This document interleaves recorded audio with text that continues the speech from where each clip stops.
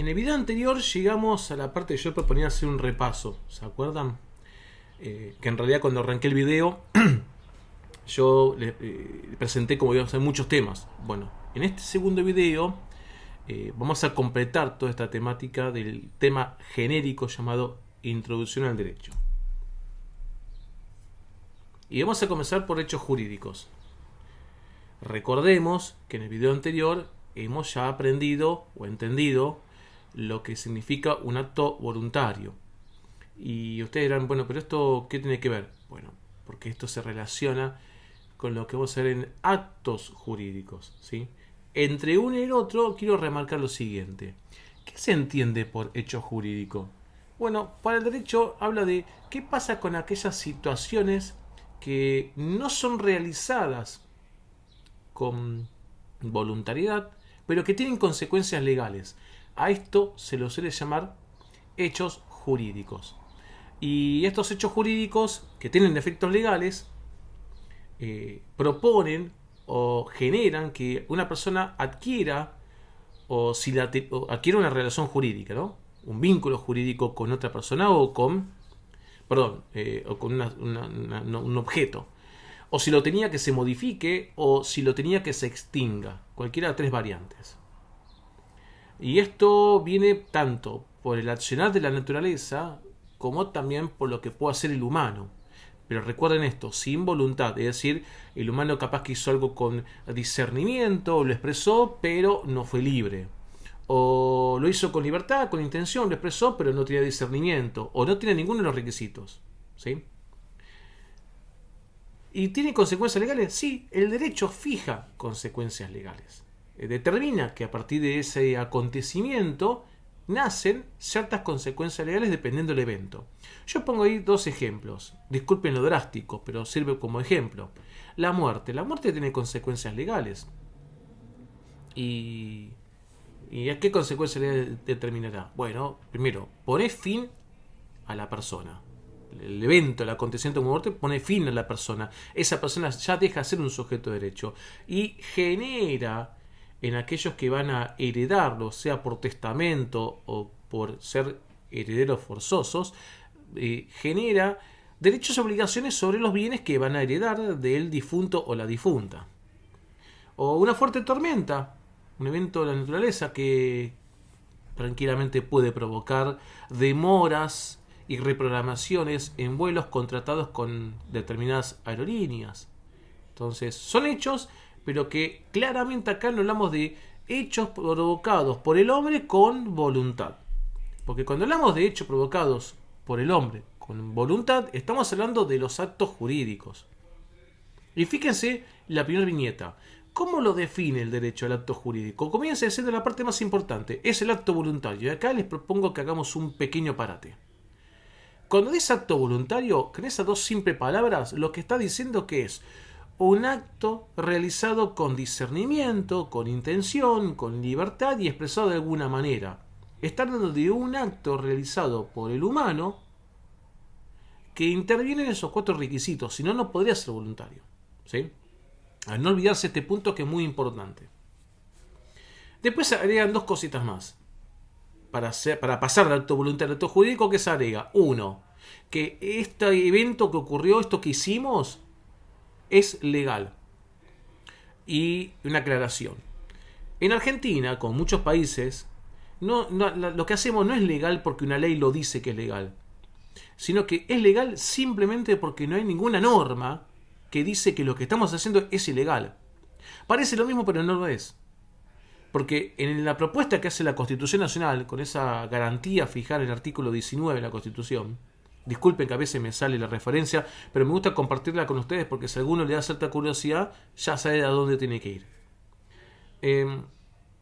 Lo que dice sencillamente es que nosotros somos libres de hacer todo lo que querramos, siempre y cuando no haya una norma que lo prohíba. Así que será legal en la medida que no haya una ley que prohíba tal o cual cosa.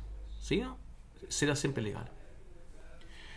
Y además de ser legal, el acto jurídico determina que nosotros adquirimos, modificamos o extinguimos un vínculo legal. Entonces yo le voy a proponer ejemplos para que se dimensione este punto. Por ejemplo, Ustedes cuando firmaron el contrato con la universidad, generaron un acto voluntario. Voy a creer que sí, porque lo hicieron con discernimiento. Si no tenían 18, entonces tuvieron que haber ido con sus padres. Tuvieron la intención, bueno, podemos prejuzgarla. Averiguaron, tomaron un transporte, vinieron en auto. ¿Fueron libres? Y creo que sí, porque les habrán informado todos los beneficios y las obligaciones que genera ser alumno de esta universidad. Y lo expresaron, seguramente pagando, diciendo acepto, firmando, dependiendo cómo se vincularon, pero lo expresaron de alguna manera. Ahí tenemos un acto voluntario. ¿Es legal que ustedes contraten con una universidad? Por supuesto, no hay ninguna norma que lo prohíba. Bien, y adquirieron derechos y obligaciones que antes no tenían. Entonces, acá hablamos de un acto jurídico. ¿Sí? Quizás alguno dice, bueno, yo ya era alumno, lo que hice fue los cambios, entonces cambié de carrera, entonces ahora tengo que hacer otras cositas, tengo que pagar más o tengo que pagar menos porque cambié quizás de turno. Modificaste tu vínculo legal. No sé, capaz que pasaste de presencial a virtual, puramente, modificaste. O sea, no hace falta que repita todos los requisitos anteriores que yo les mencioné. O extinguirlo, dar la última materia, pagar la última cuota. En ese acto finalizamos, ¿sí? El momento tan esperado por muchos, ¿no? Finalizamos ese vínculo legal con la universidad. Entonces, cualquiera de las tres entra en la definición de acto jurídico, siempre y cuando cumpla con que sea un acto voluntario, con que no esté prohibido y que tenga como finalidad adquirir, modificar o extinguir un vínculo legal con alguien o alguna cosa. Decimos que es un hecho humano porque es realizado con voluntad, ¿sí? Lo que contaba recién.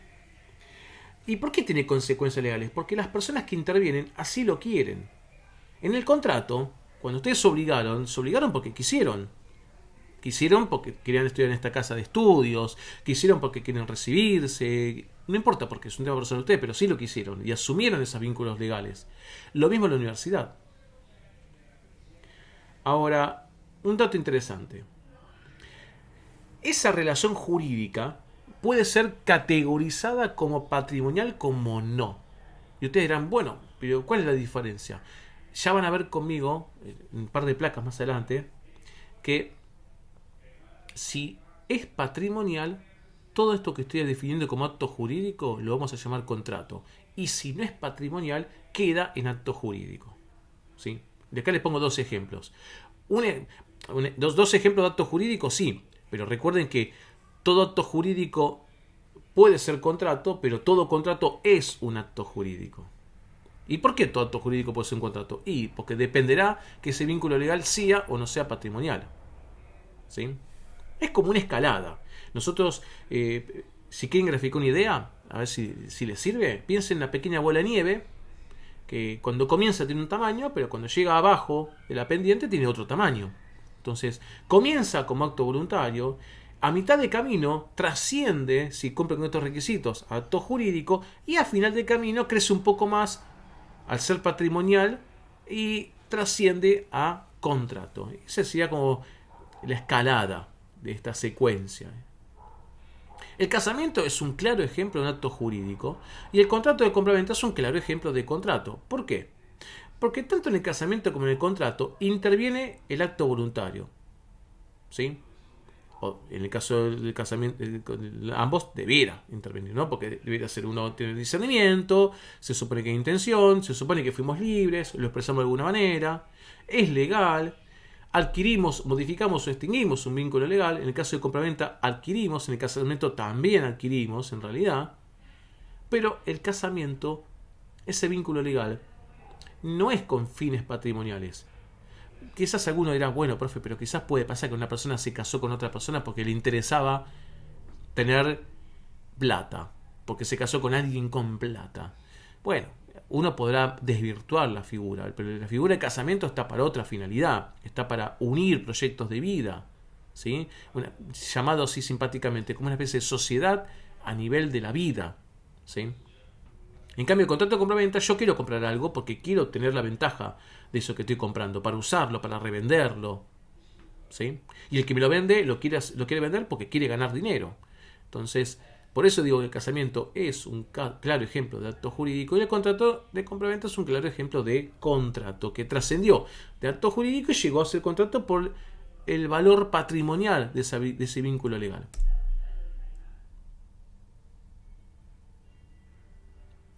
Entonces acá, y repitiendo esa imagen, porque la podemos expresar de muchas maneras, el acto jurídico tiene que ser lícito, si no, no será acto jurídico. Tiene que tener una finalidad. ¿Cuál? Adquirir, o modificar, o extinguir un vínculo legal con alguien, o algunos. ¿Sí? Tiene que operar la libertad. Tenemos que ser realmente libres de poder decidir que queremos llevar adelante. Esto tiene que ver con el acto voluntario, pero que está dentro del acto jurídico. Y tenemos que expresar de alguna manera nuestra voluntad, nuestro acuerdo, como dijimos antes en acto voluntario, a través de un celular, a través del pago o mismo la firma. Y de vuelta voy con error, dolo y violencia porque ya lo vimos, yo se los referencié, el acto voluntario, pero tiene valor acá también. Así que todo lo que vieron de error, dolo y violencia, copian y pegan y lo aplican aquí también porque el error, el dolo y violencia, al afectar el acto voluntario, puede afectar el acto jurídico, ¿sí? Y ustedes dirán, bueno, pero ¿por qué es esto? Porque esto hace las bases de lo que conocemos con la palabrita contrato. Y ustedes me dicen, bueno, profe, pero ¿podría dar una definición de contratos? Miren, en la primera viñeta, ahí les comparto la definición legal. Y fíjense el detalle. Dice, es el acto jurídico, y acá hago otro parate. Si dice acto jurídico, está diciendo mucho acá. ¿Qué está diciendo? Primero, que está diciendo que es un acto voluntario, porque el acto jurídico comienza definiéndose como un acto voluntario. Entonces, el contrato es un acto realizado con discernimiento, con intención, con libertad y manifestado de alguna manera. Que es legal y encima tiene la finalidad de adquirir, modificar o extinguir un vínculo legal. Por eso dice que es acto jurídico. Así que todo eso es contrato. Bien, ¿y qué le agrega? O sea, si nos quedamos acá, pareciera que acto jurídico y contrato son sinónimos. Bueno, no lo son, son parecidos, pero no lo son. ¿Por qué? Porque lo que se agrega de lo que ya vieron conmigo en acto jurídico acá es que intervienen dos o más personas. Dos o más personas, con lo cual una persona no podría realizar un contrato. Podría realizar algo, un acto jurídico, pero no un contrato. ¿Sí? Dos o más personas que expresan su consentimiento, es decir, su acuerdo, para vincularse legalmente. Y esa vinculación, como dice la segunda viñeta, es patrimonial. No puede hacer un vínculo legal no patrimonial, porque si no, no estamos hablando de contrato. ¿Qué estaremos hablando? De acto jurídico. ¿Sí? Entonces acá, ¿qué ejemplos le puedo proponer? Para salir del contrato de compraventa, como mencionaba antes, un contrato de servicio. Yo contrato a alguien para que me preste un servicio. El servicio de profesional, el servicio de asistencia, el que sea. Un acuerdo de confidencialidad, algo muy usado a nivel corporativo para que las personas que intervienen en la empresa guarden silencio de cierta información, con sanciones legales y económicas, ¿sí? Y ustedes dirán, bueno, ¿esto para qué? Hay dos formas de verlo. Podemos verlo a propuesta como están viendo en pantalla o a la inversa. Cualquiera de los caminos no lo lleva al error. Podemos ver esto como una gran caja, que es un contrato, que si la abrimos, dentro me encuentro con acto jurídico, y esa cajita, que si la abrimos, dentro me encuentro con un acto voluntario. ¿Sí? O la inversa. Podemos verlo esto como que es... ¿Se acuerdan que yo decía esto de la bola de nieve? La bola de nieve más chica comienza a ser un acto voluntario, que si le agregamos la cuestión de legalidad y le agregamos la cuestión de la finalidad para crear, extinguir o modificar un vínculo legal, llegamos a hacer un acto jurídico. Y que si a este vínculo legal le damos un matiz meramente patrimonial, trascendemos hacia contrato. ¿Sí? Son dos maneras de verlo. Entonces, para cerrar, ¿por qué ustedes, y a propuesta de la materia, ven esto de acto voluntario y acto jurídico? Porque en realidad si tenemos un papel que le llamamos contrato y no cuidamos los requisitos del acto jurídico y los requisitos del acto voluntario, ese papel que dice contrato no tiene valor legal alguno. Y acá, ¿se acuerdan que yo les prometí un ejemplo en el video pasado? Bueno, acá voy con el ejemplo porque preferí contarlo acá, que tiene más relación. Y este es un ejemplo real. En España hace mucho tiempo, un chico sacó una cuenta en YouTube, una cuenta, creo que tenía 11 años este chico, en la que compartía videos que hacía cosas, creo que con su skate. Y en un momento decidió avanzar y querer viralizarlo para que muchos lo puedan ver y ganar visualizaciones. Claro, para esto hizo lo que ofrecía la plataforma en su momento, que era comprar esta viralización. Y como toda página bastante intuitiva, marcaba bien qué datos había que cargar la tarjeta. Este chico fue, con 11 años, agarró la tarjeta de crédito de la madre, cargó los datos del frente, cargó los datos del dorso, si era Visa o de American, no importa cuál, y al mes llegó una factura enorme, creo, si no falla la memoria, superior a los 100.000 euros. Claro, esto generó un reclamo muy grande por parte de la madre, escaló a nivel mediático. ¿Y cómo cerró la historia? Cerró la historia de la siguiente manera. Google, porque YouTube pertenece a Google, determinó perdonar la deuda de este chico. Claro, todo esto, si queda así, pareciera como una acción bondadosa de Google y quizás tuvieron esa intención. Pero como abogado no puedo dejar de ver lo siguiente. En realidad no había contrato. Ese vínculo legal que Google creía que tenía con este chico, en realidad no era contrato. ¿Por qué no era contrato? Porque no cumplía con su requisito. Es decir, ya desde el vamos no había acto voluntario. Porque era un chico de 11 años, no tenía discernimiento y en ningún momento Google se aseguró que estaba contratando con una persona capaz de derecho y de ejercicio. O sea, una persona adulta. Entonces, al no haber acto voluntario, no hay acto jurídico. Y al no haber acto jurídico, no hay contrato en términos legales. Por eso es muy importante estos requisitos que yo comparto con ustedes. Los invito a hacer un pequeño repaso de todo lo visto junto con el material y vamos a avanzar. ¿Sí? Recuerden que yo les propongo, y creo que suma y sirve, después ustedes me dirán, hacer un mapa mental. ¿Sí? Pero vamos a avanzar con la última parte de toda esta temática. Y tiene que ver con una palabra que se llama obligaciones, que todos seguramente la utilizan, pero vamos a hablar de carácter legal acá.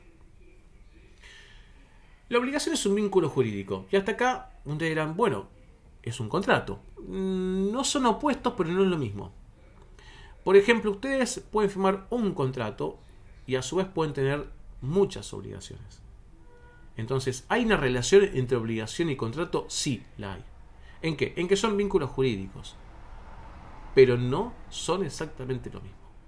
¿Sí? De hecho, por ejemplo, vamos a pensar en un contrato de servicio. Un profesional tiene que dar un servicio al cliente de asesoramiento profesional, no importa en qué. Y el cliente tiene que pagar. Entonces, hay un contrato que une los dos. Sí, pero mínimamente hay dos obligaciones. Y depende cómo las miremos. Por ejemplo, si yo miro la obligación del servicio, acá veo un deudor y un acreedor. Y si veo la obligación de pago, veo otro deudor y otro acreedor, que son las mismas partes. Lo que cambian de roles. En el servicio, el deudor es la empresa y el acreedor es el cliente que paga por ese servicio. Ahora, si miro la obligación, vínculo legal de pagar, el deudor es el cliente y el acreedor es la empresa que tiene que recibir ese pago. Esto lo propongo simple, ¿sí? Cada contrato tiene sus complejidades. Una aclaración con respecto a las partes. Deudor no es la persona que debe y está en falta. En términos de obligaciones, deudor es aquella persona que tiene que cumplir con una obligación. Y el acreedor es el que tiene el derecho a reclamar que se cumpla con la obligación. ¿Sí? Bien. Ahora, esa obligación, que en derecho la llamamos prestación, puede ser de muchas maneras. Hay una clasificación muy genérica y muy general, que es la que comparto con ustedes para que se puedan dar una idea. En los tipos de obligaciones que podemos fijar en un vínculo legal con alguien o con algunos. La clásica obligación de dar algo tangible. La clásica obligación de realizar algo intangible como un servicio. O lo opuesto, la obligación de no hacer algo. Vamos con ejemplos. Si yo me obligo a pagar, es dentro del género obligación de dar, porque entrego algo tangible. Por más que pague por transferencia o pague por débito y crédito, en algún punto se tangibiliza porque el dinero es tangible. Si me obligo a entregar el objeto, es una obligación de dar, porque entrego ese objeto. ¿Sí? No sé, que me compre una computadora y yo le vendo mi computadora, le entrego mi computadora tangible, es una obligación de dar. Hacer tiene que ver con lo intangible, con realizar algo. Y acá se asocia mucho al servicio profesional, ¿sí? El hacer. Yo hago mi servicio, mi actividad, ¿sí? Y el no hacer, que parece raro, ¿sí? Uno dirá, pero ¿por qué yo me obligaría a no hacer algo? ¿Se acuerdan que hace un ratito puse el ejemplo de la confidencialidad? Bueno, esa es una obligación de no hacer. Yo me obligo a no divulgar cierta información, porque de hacerlo tendría X sanción, por ejemplo, pago de multa. Hay otras más, no es que son tan generalizadas, pero pueden usarse. El acuerdo de no competir, o no competition, como dicen los americanos. Esto es, por ejemplo, un caso, bueno, no voy a dar nombres propios, pero una empresa vende su fórmula de un alimento a otra empresa. Y esta empresa que compra la fórmula, además, por supuesto, esto se paga, le pone una cláusula de no competition, que no compitan. Es decir, por el plazo de 5 años, que esta empresa que vende la fórmula no saque un producto que compita con el producto que acaba de vender con la fórmula, ¿sí? Vamos a aumentar, vamos a suponer, porque no quiero nombres propios, un chocolate. Entonces, aclaro para los que estén escuchando esta grabación. Es un invento. Esto no, lo que voy a decir ahora no es real, ¿sí? Estoy, digamos, disfrazando el ejemplo real que les quiero compartir. Vamos a suponer que Milka vende la fórmula de chocolate Milka con Oreo. Entonces, quien lo compra, vamos a suponer Cadbury, compra esta fórmula y va a vender ahora el chocolate Milka, o con otro nombre, con Oreo. Y le ponen la cláusula, la obligación de no hacer, por la cual Milka por 5 años no puede sacar un chocolate con Oreo, ¿sí? Después podrá sacarlo, pero ahora no. Bien, sigo. La obligación tiene que ser legal. Mismo término que dije hace un ratito. Es legal siempre y cuando no esté prohibido.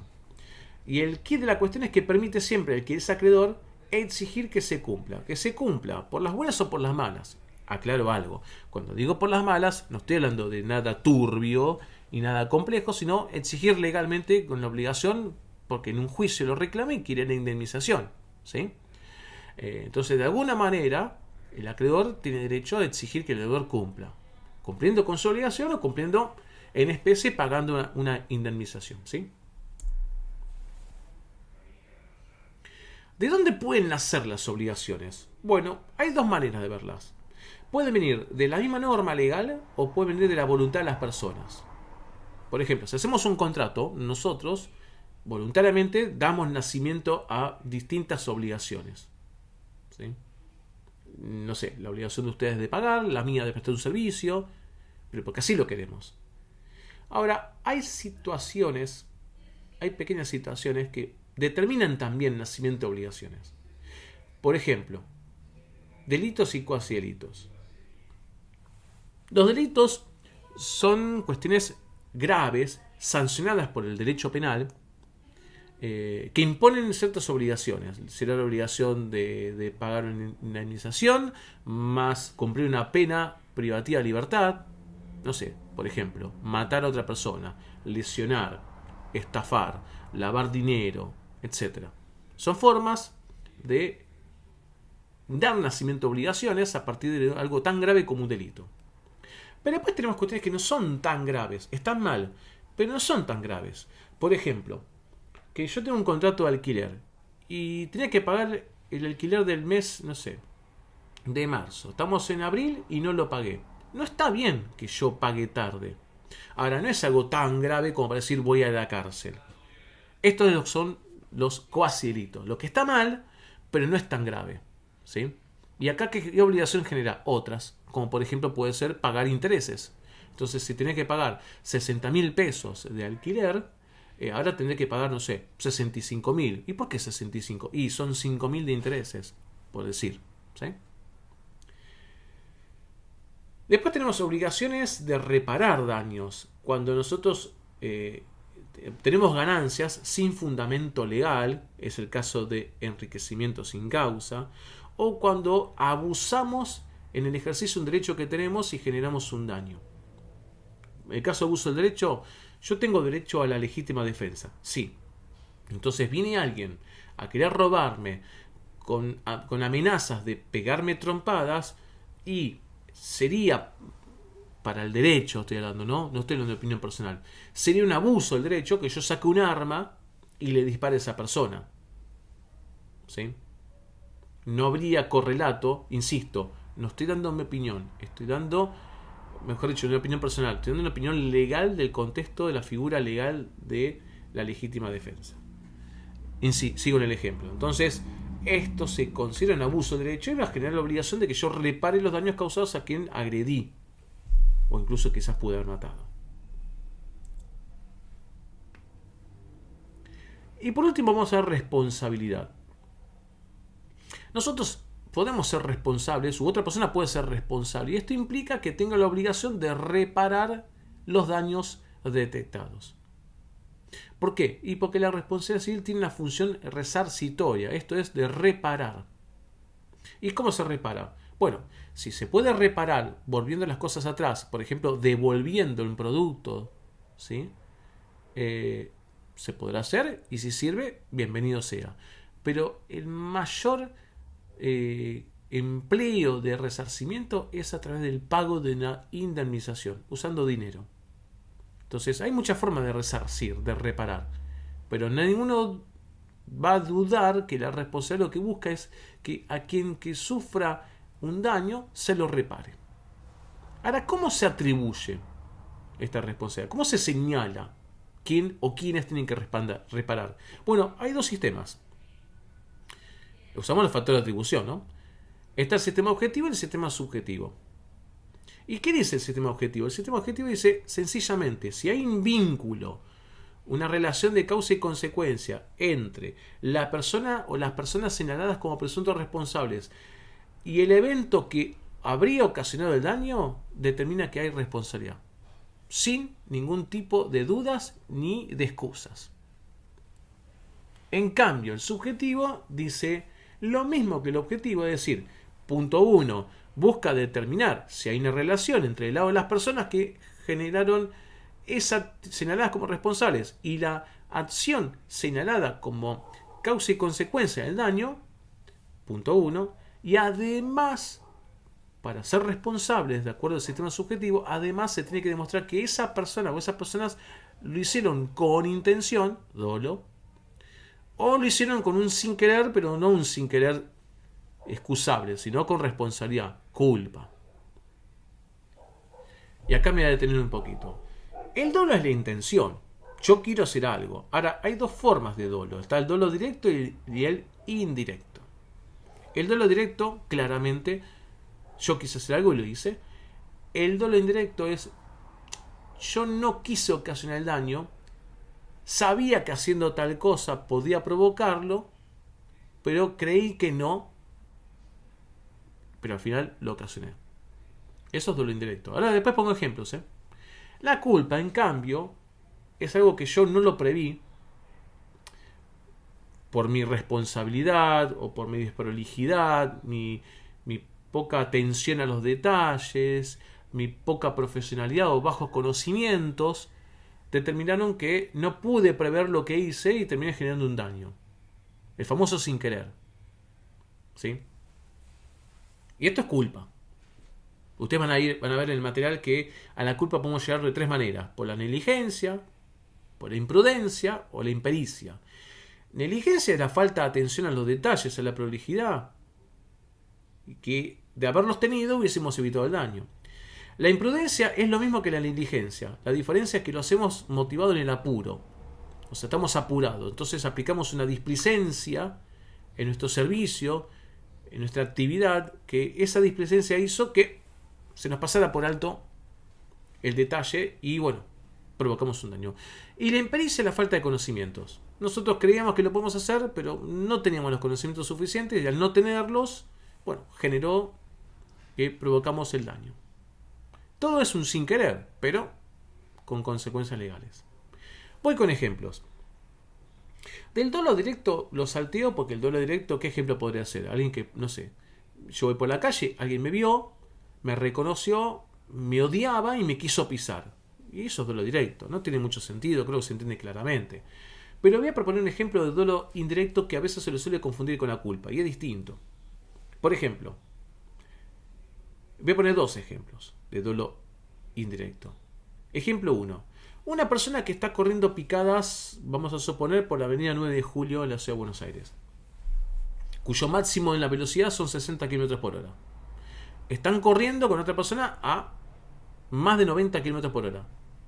Y no están respetando las señales de tránsito. O sea, si el semáforo es verde, amarillo, rojo, no importa, lo pasan igual. La intención de estas personas, ¿cuáles son? Claramente ganarse uno al otro. Quieren competir, están jugando una carrera. No tienen intención de atropellar a alguien. No tienen intención de chocar a alguien. Ahora, esto no quita que claramente no pudieron prever que era una gran posibilidad que atropellen a alguien o que choquen a alguien yendo a exceso de velocidad y no respetando las señales de tránsito. Entonces, esto la justicia lo determina mayormente como un caso de dolo indirecto. No podrá decir la persona, uy, perdóname, fue sin querer. No. Vos lo previste y no te importó. Seguiste adelante y seguiste corriendo picadas. Otro ejemplo de dolo indirecto.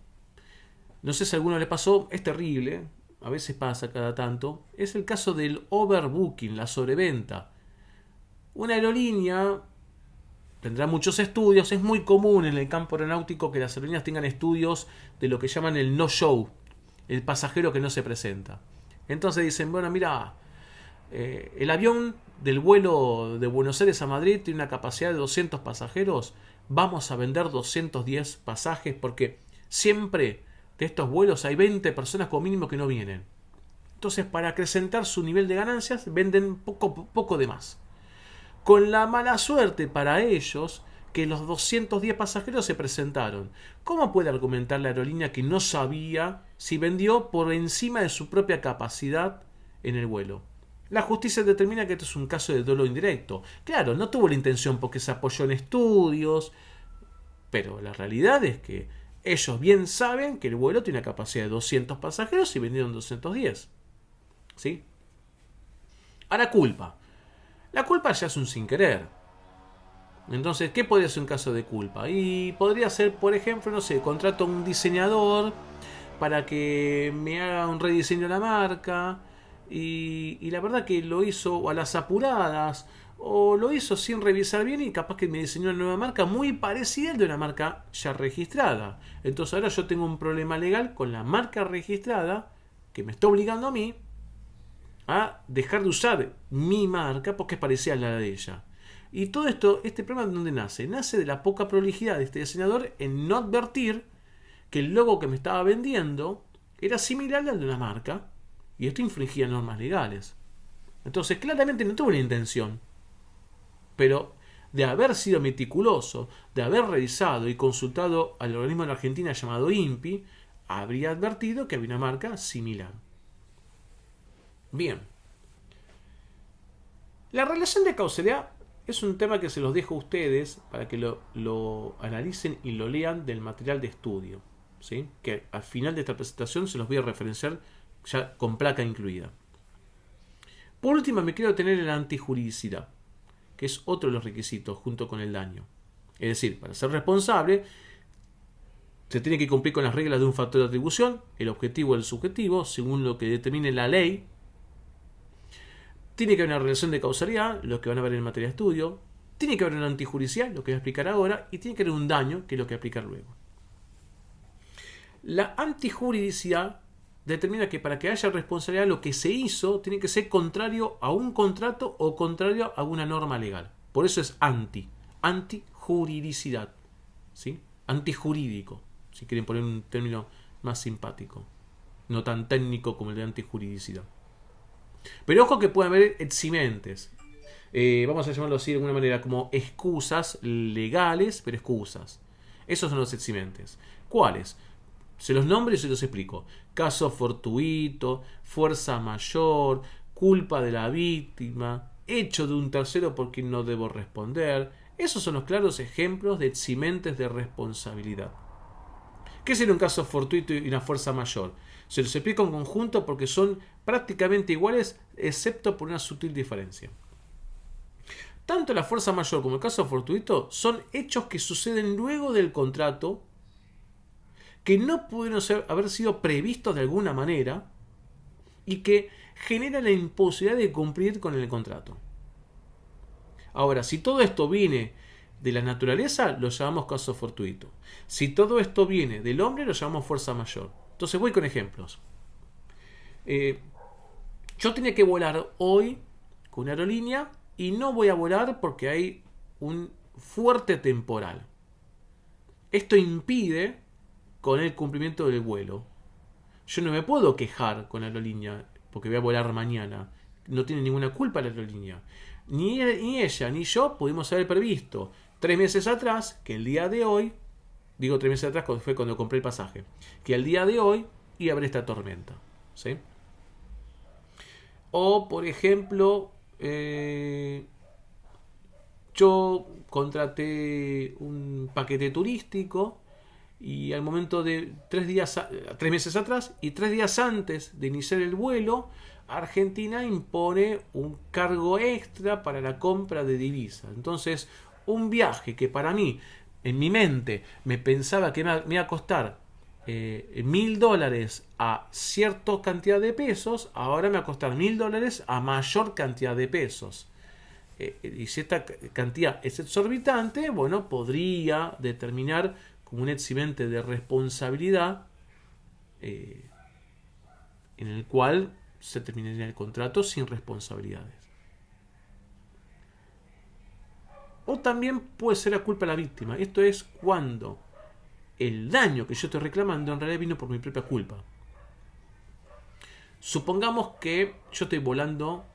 El ejemplo en el tecnicismo, como algunos de ustedes les explicaré más adelante cuando vemos contrato de transporte aeronáutico, van a ver que no es técnicamente correcto, ¿sí?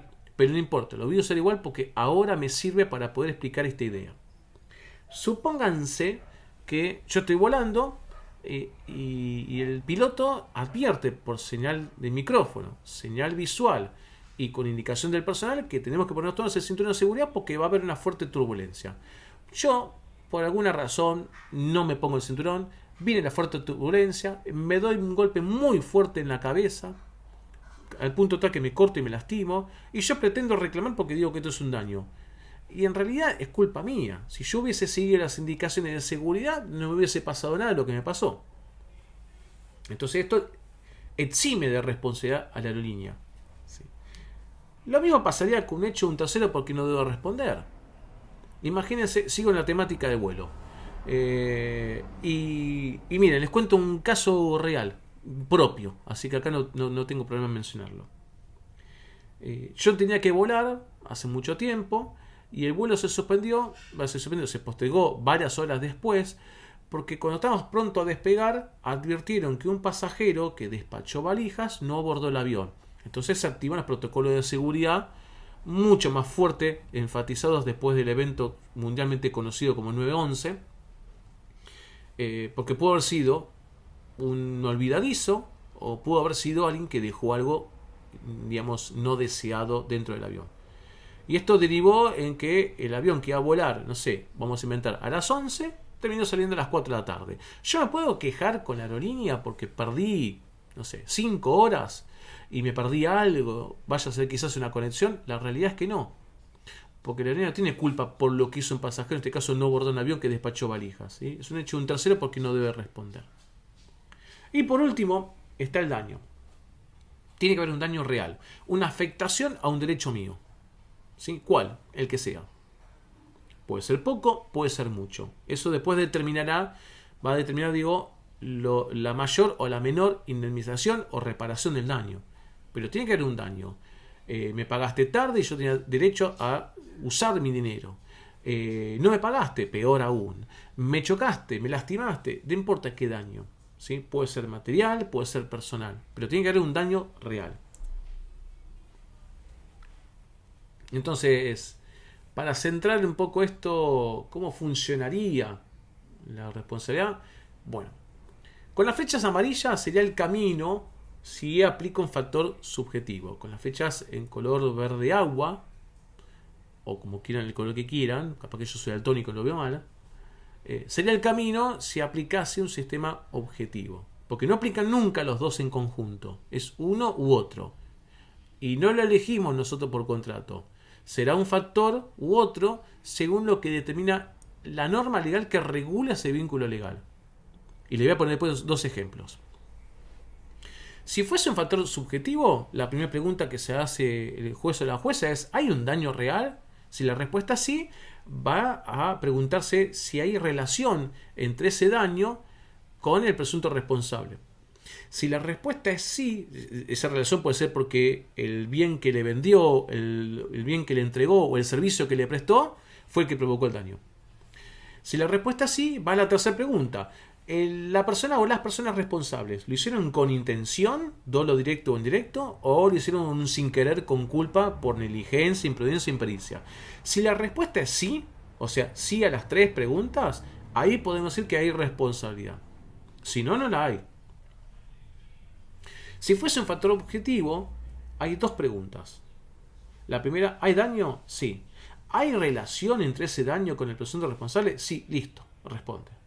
Entonces yo le voy a proponer un ejemplo, que creo que lo mencioné hace un ratito, donde según un factor no sería responsable y según otro sí lo sería. Vamos a suponer que tengo un vuelo, turbulencia, me indican que ponga los cinturón de seguridad, no me lo pongo y me lastimo. Entonces, ¿hay daño? Sí, me lastimé la cabeza. ¿Hay relación entre tener el presunto responsable? Sí, porque yo me lastimé la cabeza durante el servicio de vuelo. Bueno, pero ¿lo hizo con intención el piloto o la empresa? ¿O lo hizo sin querer? No, en realidad es que no, ninguna de las dos. Ni con intención ni sin querer. Porque, de hecho, me avisó que me ponga el cinturón y yo no me lo quise poner. Así que no hay responsabilidad. En cambio, si al vuelo aplicase un sistema objetivo, yo preguntaría: ¿hay daño? Como dije sí. ¿Hay relación? Como dije sí. Entonces hay responsabilidad. Fíjense cómo un factor cambia radicalmente el resultado en una misma situación frente al otro factor. Digo, el objetivo es mucho más duro para quien presta el servicio o vende un producto y mucho más beneficioso para el consumidor, el viajero, en este ejemplo, y el subjetivo no tanto. ¿Sí?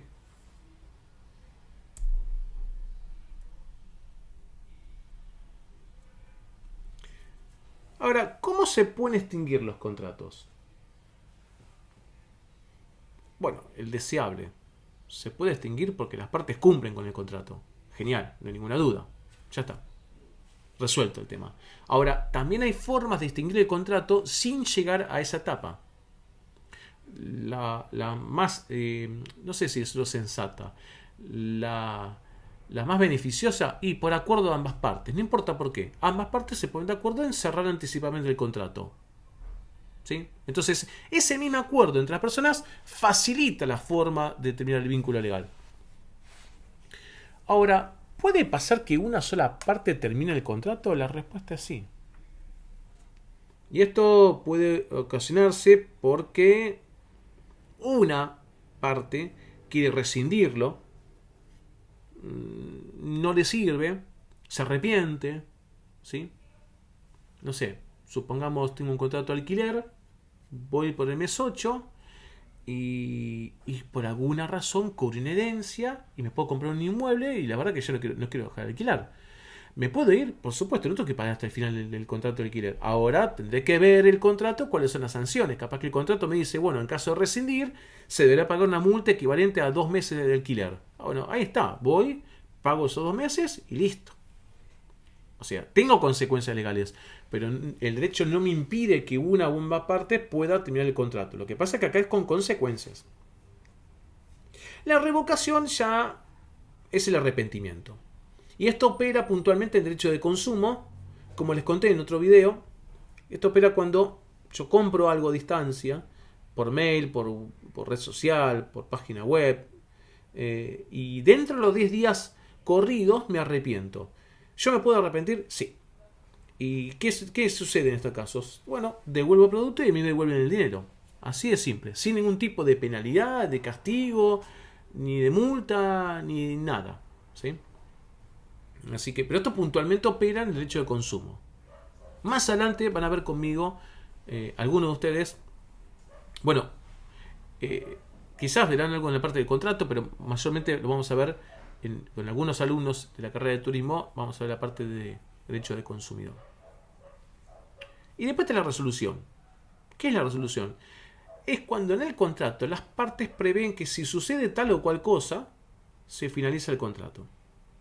O sea, acá está marcado en el contrato. Por ejemplo, sigo en la temática de alquiler. Puede ser vivienda o puede ser de oficina, no importa. Se suele utilizar cláusulas como esta. Por ejemplo, que al 6º mes de no pagar el alquiler, el contrato se termina. Entonces, esto determina que si yo, como inquilino, no pago el alquiler por 6 meses seguidos, el contrato se terminó. Tengo que abandonar el inmueble, tengo que retirarme. Esto no quita que le debo plata al dueño, ¿sí? Por los meses que le deberé, pero ya el contrato se terminó. Entonces, ¿podemos fijar nosotros en los contratos con nuestros clientes o proveedores situaciones que, no importa por qué, a nosotros nos parece grave? Situaciones que de ocurrir va a determinar el fin del contrato. La respuesta es sí, pero hay que marcarlo en el contrato. Y ahí se suele marcar las sanciones también, ¿sí?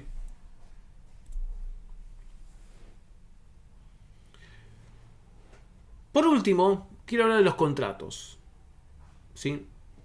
Y acá quiero hablar del contrato de consumo, que como dije antes, voy a ampliar un poquito más para la gente de turismo en los contratos, en la parte de derecho de consumidor, ¿sí? ¿Qué es el contrato de consumo? El contrato de consumo es el contrato legal, definición que vimos antes, el acuerdo entre dos o más partes, con, o sea, el acto jurídico, que dentro del acto voluntario, que es legal, con la finalidad de adquirir, modificar o tener un vínculo legal, entre dos o más personas, cuya prestación o cuya actividad es patrimonial. Bien, pero ¿qué tiene de particular el contrato de consumo? Que es la unión jurídica entre quien presta un servicio o brinda un producto con el cliente final, el cliente que compra ese producto o ese servicio para consumirlo o usarlo, no para revenderlo, ¿sí? Tiene que ver con eso. Entonces, en esos vínculos legales llamados contrato de consumo hay reglas particulares, ¿sí? ¿Cómo se llama a quien presta un servicio o un producto? Se lo llama proveedor, así lo llama la ley de defensa del consumidor.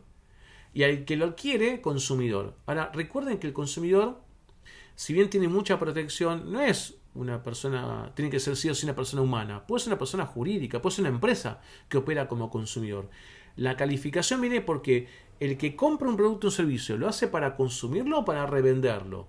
Si lo hace para revenderlo, no es una relación de consumo y no hay contrato de consumo acá. Será un contrato X, pero no de consumo. En cambio, si yo lo compro para usarlo, entonces sí es un contrato de consumo. Y acá, como dije antes, operan reglas particulares. Regla número 1, deber de información. Quien brinda un producto o un servicio está obligado a dar una adecuada información para que quien compra el producto o el servicio tenga la aptitud de decidir si quiere o no quiere contratar. ¿Sí? Y acá hay que enfatizar todos los detalles propios del producto o el servicio vendado. Obligación de trato digno y equitativo. O sea, tengo que tener un trato respetuoso, no ofensivo, por supuesto no discriminativo. Tengo que garantizarle derecho a arrepentimiento. El consumidor se puede arrepentir, recuerden. Cuando compra a distancia, no cuando compra en persona. Si nosotros tenemos una oficina, tenemos un local, ¿la persona viene a comprarnos? No. Pero si la compra por la página web, por red social, por mail, por teléfono, tenemos que asegurarle un derecho a arrepentimiento. Y acá existe algo que capaz que ustedes lo habrán visto como el botón de arrepentimiento, que es donde hacen clic para ejercer su derecho. Que es el derecho a arrepentirse, a devolverte el producto o a decirte, ¿sabes qué? Quería volar, no quiero volar ahora. ¿Sí? Pero esto tiene que ocurrir dentro de los próximos 10 días a partir de la compra. 10 días corridos, no hábiles. Y por último está la publicidad. Hay reglas para la publicidad. La publicidad que nosotros hagamos de nuestros servicios o nuestros productos no puede ser engañosa. Hasta acá algo simple y entendible. No podemos hacer usar el tipo de producto de publicidad comparativa como utilizan en otros países, por ejemplo Estados Unidos. si entienden ustedes que les sirve, pueden hacer una publicidad comparativa genérica. No sé, su producto comparado con un producto genérico, pero que de ninguna manera el público receptor de esa publicidad pueda asociar el genérico con algún producto conocido. ¿Sí? Ni tampoco tiene que ser abusiva, es decir, utilizar los clásicos estereotipos que lo podemos definir acá entre nosotros como esas publicidades que no son políticamente correctas. ¿Sí? Entonces hay que tener estos cuidados a la hora de desarrollar la publicidad de nuestros servicios o de nuestros productos que vendemos. Hay dos contratos que quiero que lean ustedes en el material de estudio, que es el contrato celebrado fuera de establecimiento y los contratos a distancia, que tienen pequeñas particularidades, pero que los podemos cerrar como esos contratos que no son acordados en persona, en vivo e indirecto. ¿Sí? Y los contratos de adhesión, que los contratos de adhesión es una forma de llamar esos contratos donde el cliente simplemente dice acepto o no acepto, firma o no firma, no discute ninguna cláusula. ¿Sí? Bueno, gente, les propongo acá también hacer un pequeño repaso elaborando un mapa mental, ¿sí? Y les recuerdo a ustedes la importancia de complementar lo visto y de leer lo que yo sugiero en este material. Acá les dejo la cita correcta con la referencia de los capítulos, de todos los temas del video anterior y de este video, ¿sí? Pero es importante que ustedes lo complementen. Les pido que por favor no se queden con lo explicado por mí en este video, porque va a ser notoriamente incompleto a la hora de afrontar un examen, ¿sí? Bueno, espero que se encuentren muy bien y los espero en otro video para avanzar con otra nueva temática. Hasta la próxima.